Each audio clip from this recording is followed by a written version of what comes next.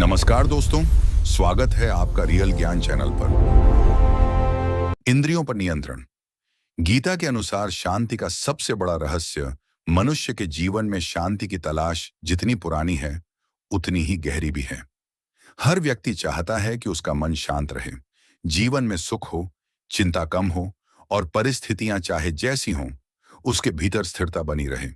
लेकिन समस्या यह है कि हम शांति को बाहर खोजते रहते हैं। हमें लगता है कि अधिक धन मिल जाए, सम्मान मिल जाए, इच्छाएं पूरी हो जाएं, लोग हमारी बात मानने लगें या परिस्थितियां हमारे अनुसार हो जाएं, तो हमें शांति मिल जाएगी। भगवान श्री कृष्ण ने भगवद गीता में मनुष्य के भीतर की इसी समस्या का बहुत गहरा समाधान बताया है।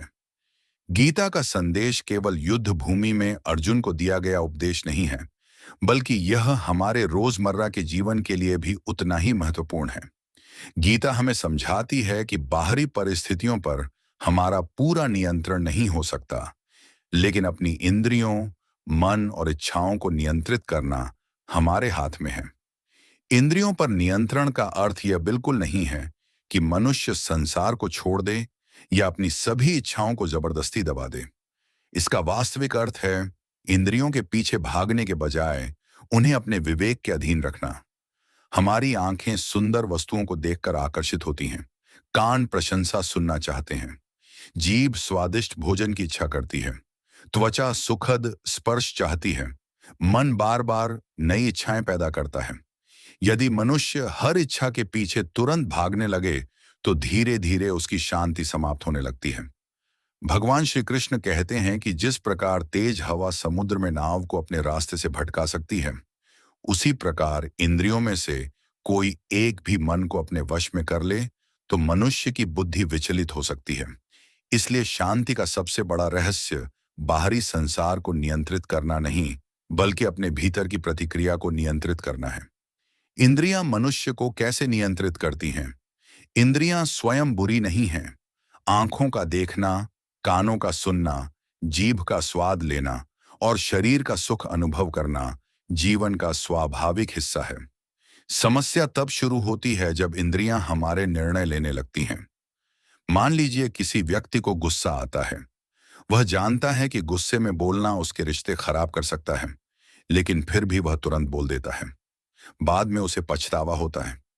किसी व्यक्ति को पता है कि मोबाइल पर लगातार समय बिताने से उसका काम प्रभावित हो रहा है, फिर भी वह बार बार फोन उठाता है। किसी व्यक्ति को मालूम है कि दूसरों से तुलना करने से उसका मन दुखी होता है, फिर भी वह दूसरों की जिंदगी देखकर परेशान होता रहता है। इन सभी उदाहरणों में समस्या वस्तु नहीं है, समस्या है उस वस्तु के प्रति मन की निर्भरता। गीता हमें सिखाती है कि जो व्यक्ति अपनी इंद्रियों को नियंत्रित कर लेता है, वह धीरे धीरे अपने मन को भी स्थिर करने लगता है। इंद्रियों और मन का संबंध, इंद्रियां बाहर की वस्तुओं से संपर्क करती हैं, लेकिन उनका प्रभाव मन पर पड़ता है। मन किसी वस्तु को पसंद करता है तो उसे बार बार पाने की इच्छा करता है। पसंद की वस्तु न मिले तो बेचैनी होती है। मिल जाए तो कुछ समय के लिए खुशी मिलती है, लेकिन फिर मन किसी नई चीज की इच्छा करने लगता है। यही इच्छा का चक्र है। गीता के दूसरे अध्याय में भगवान श्री कृष्ण बताते हैं कि जब मनुष्य बार बार विषयों का चिंतन करता है तो उनमें आसक्ति पैदा होती है। आसक्ति से इच्छा और इच्छा पूरी न होने पर क्रोध उत्पन्न हो सकता है। क्रोध से विवेक प्रभावित होता है और विवेक के कमजोर होने पर मनुष्य गलत निर्णय लेने लगता है। इसलिए शांति को बनाए रखने के लिए शुरुआत उसी जगह करनी होगी जहां समस्या पैदा होती है, मन के विचारों में। हर विचार को सच मान लेना जरूरी नहीं है। हर इच्छा को पूरा करना जरूरी नहीं है। हर बात का जवाब देना जरूरी नहीं है। हर आलोचना का उत्तर देना जरूरी नहीं है। यही समझ इंद्रिय नियंत्रण की शुरुआत है। इंद्रियों पर नियंत्रण का पहला उपाय जागरूकता। सबसे पहले स्वयं को देखना सीखिए। जब क्रोध आए तो तुरंत प्रतिक्रिया मत दीजिए। अपने भीतर देखिए कि क्रोध क्यों आया। जब किसी वस्तु को पाने की तीव्र इच्छा हो तो स्वयं से पूछिए, क्या यह मेरी आवश्यकता है या केवल आकर्षण? जब कोई आपकी प्रशंसा करे तो प्रसन्न होना स्वाभाविक है, लेकिन क्या आपकी पूरी खुशी दूसरों की प्रशंसा पर निर्भर है? जब कोई आपकी आलोचना करे तो दुख होना स्वाभाविक है, लेकिन क्या आपको अपनी शांति भी उसके हाथ में दे देनी चाहिए? यही जागरूकता धीरे धीरे मन को मजबूत बनाती है। इंद्रियों पर नियंत्रण जबरदस्ती नहीं आता, वह समझ से आता है। दूसरा उपाय, मन को सही दिशा देना। मन को खाली छोड़ दिया जाए तो वह कहीं भी भटक सकता है। इसलिए केवल यह कहना पर्याप्त नहीं है कि मुझे गलत विचार नहीं करने हैं। इसके बजाय मन को श्रेष्ठ विचारों में लगाना आवश्यक है। भगवान श्री कृष्ण गीता में कर्म, भक्ति, ज्ञान और आत्म संयम का मार्ग बताते हैं। जब मनुष्य अपने कर्म को ईश्वर को समर्पित करके करता है, तब उसके भीतर परिणाम की अत्यधिक चिंता धीरे धीरे कम होने लगती है। अपने मन को अच्छे विचारों में लगाइए, ईश्वर का स्मरण कीजिए, गीता का अध्ययन कीजिए, अपने कर्तव्य पर ध्यान दीजिए, दूसरों की सहायता कीजिए, अपने समय का सही उपयोग कीजिए। जब मन को श्रेष्ठ उद्देश्य मिल जाता है, तब छोटी छोटी इच्छाओं का प्रभाव कम होने लगता है। तीसरा उपाय, आहार और जीवन शैली में संयम। इंद्रिय नियंत्रण केवल विचारों से नहीं होता। हमारे भोजन, नींद, दिनचर्या और आदतों का भी मन पर प्रभाव पड़ता है। यदि व्यक्ति लगातार उत्तेजक सामग्री देखता रहे, अनावश्यक बहस करता रहे, रात देर तक जागता रहे, असंयमित भोजन करे और दिन भर नकारात्मक वातावरण में रहे, तो मन को शांत रखना कठिन हो सकता है। इसलिए संयमित जीवन आवश्यक है।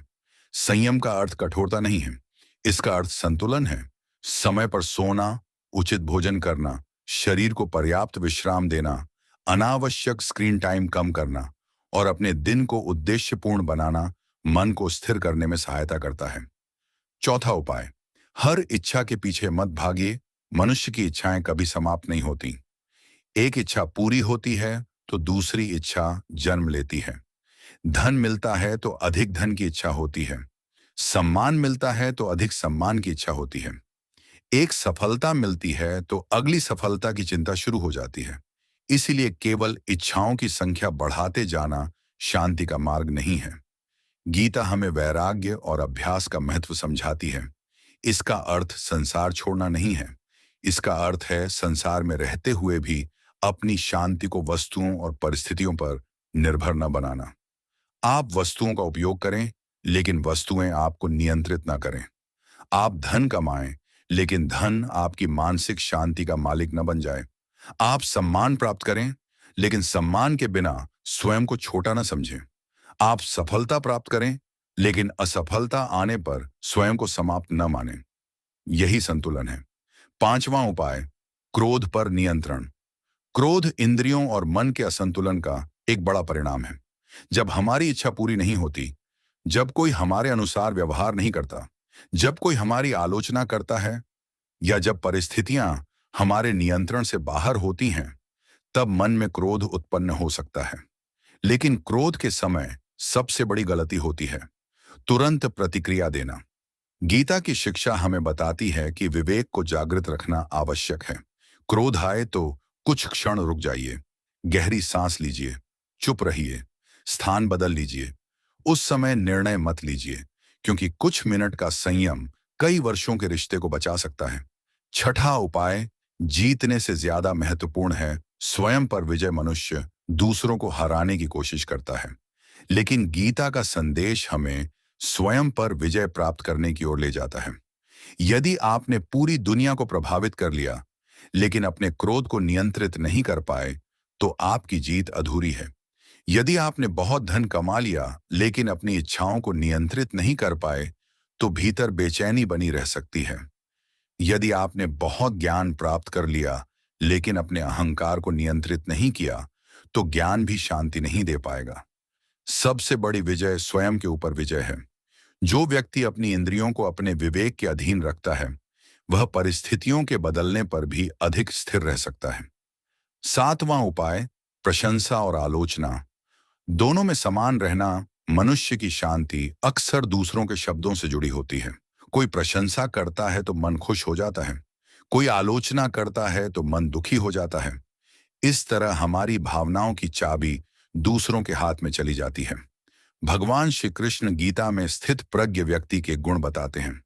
ऐसा व्यक्ति सुख दुख, लाभ हानि, मान अपमान जैसी परिस्थितियों में संतुलन बनाए रखने का प्रयास करता है।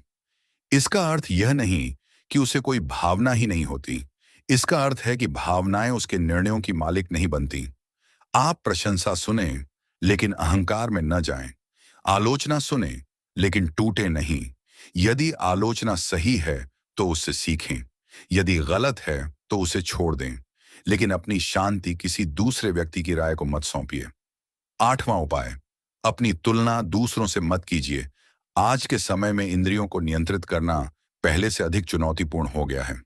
सोशल मीडिया पर हर समय दूसरों की सफलता, पैसा, सुंदरता, यात्रा और जीवन शैली दिखाई देती है। मन तुलना करने लगता है। उसके पास इतना है, मेरे पास क्यों नहीं? वह इतना सफल है, मैं क्यों नहीं? उसकी जिंदगी इतनी अच्छी है, मेरी क्यों नहीं? यही तुलना मन में असंतोष पैदा करती है। गीता का कर्म योग हमें अपने कर्तव्य पर ध्यान देने की शिक्षा देता है। आपका मार्ग आपका है। दूसरे की यात्रा देखकर अपनी यात्रा को छोटा मत समझिए। अपने कल से बेहतर बनने का प्रयास कीजिए। यही स्वस्थ प्रतियोगिता है। 9वां उपाय, अभ्यास और वैराग्य। मन को नियंत्रित करना एक दिन का काम नहीं है। आज आपने तय किया कि अब गुस्सा नहीं करेंगे और कल फिर गुस्सा आ गया, तो इसका अर्थ यह नहीं कि आपका प्रयास असफल हो गया। मन वर्षों से जिस तरह चलता आया है, उसे बदलने में समय लगता है। इसलिए अभ्यास जरूरी है। बार बार मन को वापस लाना ही अभ्यास है। विचार भटक जाए, उसे वापस लाइए। ध्यान भटक जाए, उसे वापस लाइए। इच्छा बढ़ जाए, उसे देखिए और विवेक से निर्णय लीजिए। क्रोध आए, रुकिए। अहंकार आए, अपने वास्तविक स्वरूप को याद कीजिए। यही निरंतर अभ्यास मन को मजबूत बनाता है। 10वां उपाय, ईश्वर में मन लगाना। गीता का अंतिम और सबसे सुंदर संदेश भक्ति से जुड़ा है। जब मनुष्य अपने जीवन को केवल अपनी इच्छाओं के इर्द गिर्द रखता है, तो छोटी सी समस्या भी उसे हिला सकती है। लेकिन जब वह अपने कर्म को ईश्वर को समर्पित करने का भाव रखता है, तब उसके भीतर एक अलग प्रकार का विश्वास उत्पन्न होता है। इसका अर्थ यह नहीं कि वह कर्म करना छोड़ दे, बल्कि वह पूरी मेहनत करता है और परिणाम को लेकर अत्यधिक आसक्ति को कम करने का प्रयास करता है। यही कर्मयोग की भावना है। मैं अपना श्रेष्ठ कर्म करूंगा, लेकिन हर परिणाम को अपनी इच्छा के अनुसार बनाने की जिद नहीं करूंगा। ये भाव मन को बहुत हल्का कर देता है। इंद्रिय नियंत्रण और वास्तविक शांति। शांति का अर्थ यह नहीं है कि जीवन में कोई समस्या न हो। शांति का अर्थ है समस्या के बीच भी अपने भीतर संतुलन बनाए रखना। समुद्र की सतह पर लहरें होती हैं, लेकिन उसकी गहराई में बहुत अधिक स्थिरता होती है। उसी तरह बाहरी जीवन में परिस्थितियां बदलती रहेंगी। कभी सफलता मिलेगी, कभी असफलता मिलेगी। कभी लोग साथ देंगे, कभी लोग विरोध करेंगे। कभी धन आएगा, कभी आर्थिक कठिनाई होगी। कभी स्वास्थ्य अच्छा रहेगा, कभी शरीर थकान महसूस करेगा। जीवन परिवर्तन का नाम है। इसलिए यदि हमारी शांति परिस्थितियों पर निर्भर है, तो वह शांति स्थायी नहीं हो सकती। सच्ची शांति तब आती है जब भीतर का आधार मजबूत होता है। आज से एक छोटा अभ्यास शुरू करें। हर सुबह कुछ मिनट शांत बैठिए। अपनी सांस पर ध्यान दीजिए। फिर स्वयं से कहिए, मैं अपनी इंद्रियों का दास नहीं हूं। मैं अपनी हर इच्छा को तुरंत पूरा करने के लिए मजबूर नहीं हूं। मैं क्रोध आने पर रुक सकता हूं। मैं दूसरों की प्रशंसा और आलोचना से अपनी पहचान तय नहीं करूंगा। मैं अपने कर्तव्य पर ध्यान दूंगा। मैं अपने कर्म को ईश्वर को समर्पित करूंगा। दिन में जब भी मन विचलित हो, कुछ क्षण रुकिए और अपने आप से पूछिए, अभी मेरे ऊपर कौन नियंत्रण कर रहा है, मेरा विवेक या मेरी इच्छा? यह एक छोटा प्रश्न आपके जीवन में बड़ा परिवर्तन ला सकता है। भगवत गीता का संदेश हमें यह समझाता है कि मनुष्य की सबसे बड़ी लड़ाई बाहर के संसार से नहीं, बल्कि अपने भीतर की अस्थिरता से है। इंद्रियां संसार की ओर खींचती हैं। मन इच्छाएं पैदा करता है। इच्छाएं आसक्ति पैदा करती हैं। आसक्ति बेचैनी पैदा कर सकती है। और जब मनुष्य इस चक्र को समझ लेता है, तब वह धीरे धीरे इससे ऊपर उठना शुरू करता है। इंद्रियों पर नियंत्रण का अर्थ जीवन का आनंद छोड़ना नहीं है। इसका अर्थ है आनंद का गुलाम न बनना। धन रखें, लेकिन धन के गुलाम न बने। संबंध रखें, लेकिन अत्यधिक आसक्ति में अपनी पहचान न खोएं। सफलता प्राप्त करें, लेकिन अहंकार को अपने ऊपर हावी न होने दें। सुख मिले तो कृतज्ञ रहें, दुख आए तो धैर्य रखें, प्रशंसा मिले तो विनम्र रहें, आलोचना मिले तो सीखने का प्रयास करें और सबसे महत्वपूर्ण, अपने मन की चाबी अपने हाथ में रखें। जब इंद्रियां विवेक के अधीन होती हैं, मन धीरे धीरे शांत होने लगता है। जब मन शांत होता है, बुद्धि अधिक स्पष्ट होकर निर्णय लेती है, और जब बुद्धि स्थिर होती है, तब मनुष्य जीवन की परिस्थितियों में भी संतुलन बनाए रखने की क्षमता विकसित करता है। यही गीता की महान शिक्षा है। बाहर की दुनिया को जीतने से पहले अपने भीतर की दुनिया को जीतना सीखिए, क्योंकि जिस दिन मनुष्य ने अपनी इच्छाओं, इंद्रियों और प्रतिक्रियाओं पर संयम करना सीख लिया, उसी दिन से उसकी शांति किसी बाहरी परिस्थिति की मोहताज नहीं रहती। याद रखिए, इंद्रियों को दबाना नहीं, उन्हें दिशा देना है। इच्छाओं को समाप्त करना नहीं, उन्हें विवेक के अधीन करना है। और संसार से भागना नहीं, संसार में रहते हुए अपने मन को स्थिर करना है। यही आत्म संयम है, यही संतुलन है, और यही गीता के अनुसार शांति की ओर जाने वाला सबसे महत्वपूर्ण मार्ग है। यदि आपको यह ज्ञान उपयोगी लगा हो, तो वीडियो को लाइक करें, अपने मित्रों और परिवार के साथ शेयर करें, और ऐसे ही आध्यात्मिक एवं प्रेरणादायक वीडियो देखने के लिए हमारे चैनल रियल ज्ञान को सब्सक्राइब करें।